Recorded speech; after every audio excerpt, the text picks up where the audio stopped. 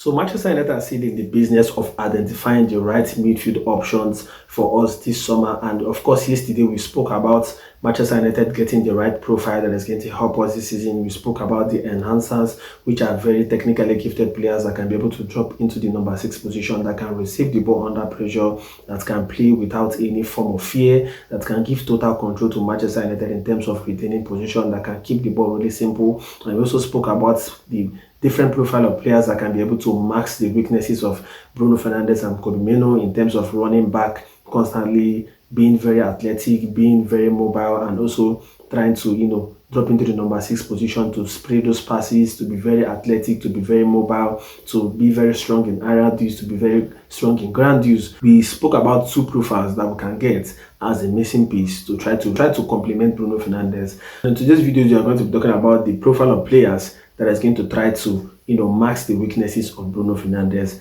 and Kobbie by, moving the ball very quickly, by being very good in dribbling from the first phase to the second phase, that can spray lots of long passes, that can also be good in area and ground use. And remember, we spoke about Aurelian Tchouameni and Sandro Tonali. Well, in today's video, we're going to be talking about Sandro Tonali. We're going to be talking about all his characteristics and how you can try to mask the weaknesses of Bruno Fernandes and Kobbie.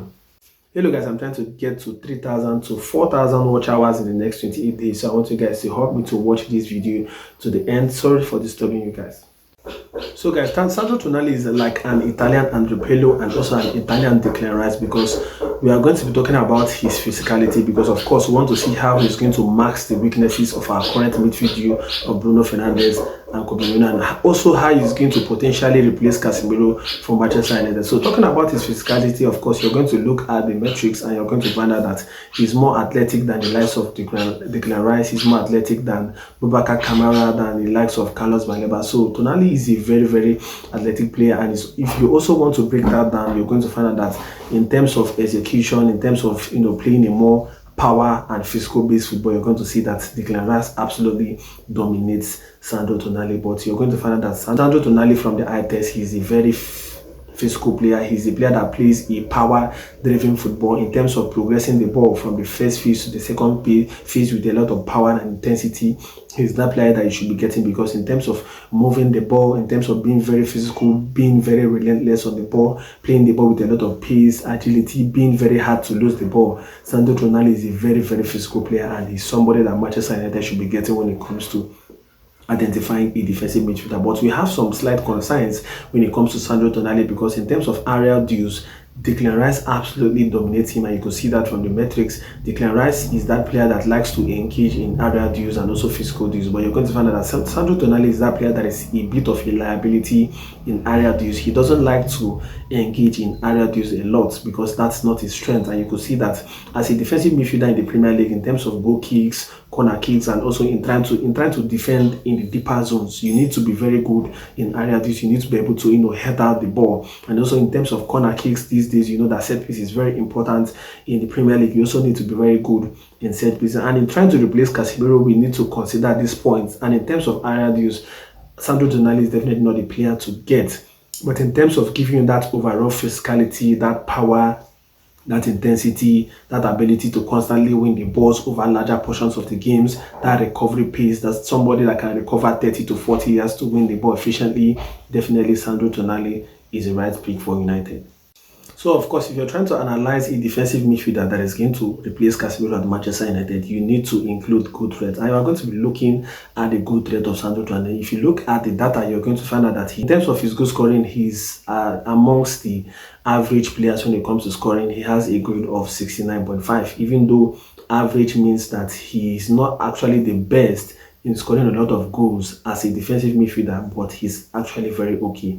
And if you also look at his Scout Lab metrics, you're also going to find out that it aligns with our arguments that he's not that best in terms of goal scoring volume. You're going to find out that his final product ranking is at the 44 percentile, his shooting volume is at 49 percentile, and also his chance quality and also finishing quality is below the 30% percentile, which tells you that Sandro Tonali is not a high volume scorer. But if you look at his eye test, you're going to find out that He's this player that shoots a lot of balls, especially he particularly hits the ball very well in terms of first time shots, and also when he's been given the second balls, he's very good in striking the ball. But one thing I've not really understood about Tonali is that when he actually gets into the box more frequently, he's more dangerous in scoring. But he's that player that recently he doesn't really get into the box, probably based on the system of Eddie Howe last season. He was more of a deep line playmaker or deep line defensive midfielder, so he didn't get into the box more frequently. But when Tonali gets into the box more frequently, he's absolutely a very dangerous player because he hits the ball with so much power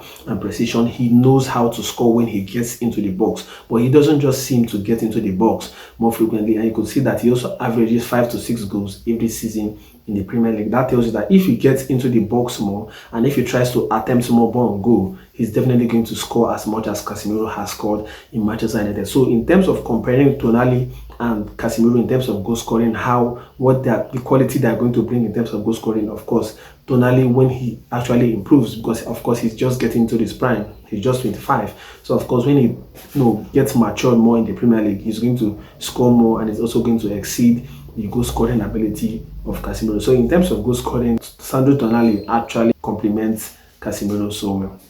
So guys, want to look at the dribbling of Sandro Tonali, and if you look at the data, you're going to find out that he's ranked above Declan Rice in terms of dribbling, and he has a score of 71.5, who tells you that he has more execution when it comes to dribbling, and he's just below Gravenberch in terms of dribbling. So in terms of dribbling generally, if you also break it down, you're going to find out that Sandro Tonali is a player that likes to receive the ball under pressure. He likes to receive the ball more under dangerous situations. So in terms of helping Manchester United in the first phase to dribble out of the first phase, further up the pitch or into the second phase, Sandro Tonali is the perfect player for Manchester United because he likes to dribble in difficult situations. And also, if you look at the eye test, he's a player that likes to attempt more dangerous dribbles. You're going to find out that he doesn't just dribble for fun, but his dribbling can be able to break the pressing line of the opposition. He can be able to use his dribbling to move past 2 or 3 players. So that is a very important component to the football of Manchester United. And also, if you look at Sandro Tonali more closely, you're going to find out that he plays a power-driven football.